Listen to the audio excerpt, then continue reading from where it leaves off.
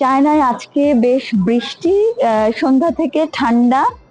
ভাইয়া আর আমি এক্সপ্লোর করতে বেরিয়েছি হোটেলের কাছাকাছি কিছু হালাল খাবার পাওয়া যায় কিনা। তো এখানে এসে দেখছি বাঙালি খাবার না, কিন্তু এখানে এসে দেখছি ভেজিটেবল, অনেক টাইপের শাকসবজি, কিছু চিনি না, মাশরুম রাখা আছে। আর একটু ঘুরিয়ে দেখি, ভ্যারাইটিস টাইপের মাশরুম রাখা আছে, অনেক কিছু জানি না। কলিজা রাখা আছে, ফিশ রাখা আছে, শামুক ঝিনুক রাখা আছে এই রেস্টুরেন্টটায়, বাট এখানে হালাল কিনা কিছু লেখা নেই। ফিশ রাখা আছে।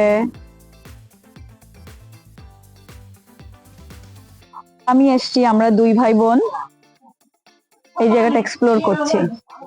বৃষ্টি, বাইরে ঠান্ডা, এগুলো আসলে আমাদের খাবারের কোনো ফুড না, যা বুঝছি। লেটস সি টাইপের ভেজিটেবল এখানে রাখা। ভয়ের ব্যাপার আছে, এর সাথে পর্ক আছে কিনা, কোনটা কি, এদের প্রবলেম। ভাষা নিয়ে ট্রান্সলেট করে করে বুঝাতে হয়। স্ট্রিট ফুড এইটাতে পাওয়া গেল ভেজিটেবল। ওরা এগুলা ওই যে বারবিকিউর মতো করে ধনিয়া পাতা র্যাপ করেছে। এখানে চিকেন আছে, অল চিকেন। উনি বলেছে এগুলো সব চিকেন। ওকে, এখানে শামুক বারবিকিউ করছেন। শামুক,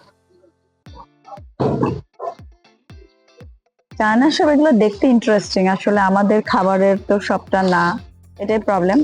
তবে অনেকে আবার টেস্ট করেন, করতে চান।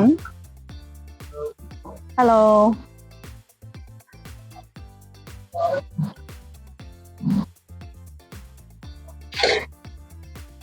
এগুলা চিকেনের আমরা যেটা ডানা বলি, এগুলা বারবিকিউ হচ্ছে।